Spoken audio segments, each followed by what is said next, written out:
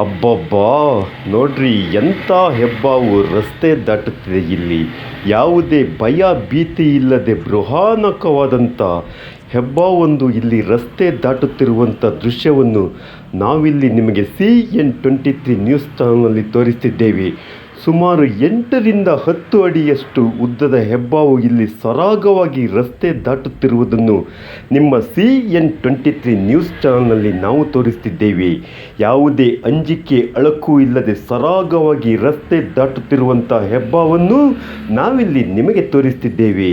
ನೋಡ್ರಿ ಎಂಥ ಸರಾಗವಾಗಿ ರಸ್ತೆಯನ್ನು ಯಾವುದೇ ಅಳುಕು ಅಂಜಿಕೆ ಇಲ್ಲದಂತೆ ರಸ್ತೆ ದಾಟುತ್ತಿರುವ ಬೃಹತ್ ಗಾತ್ರದ ಹೆಬ್ಬಾವನ್ನು ನಿಮ್ಮ CN23 ನ್ಯೂಸ್ ಚಾನಲ್ನಲ್ಲಿ ನಾವು ತೋರಿಸ್ತಿದ್ದೇವೆ.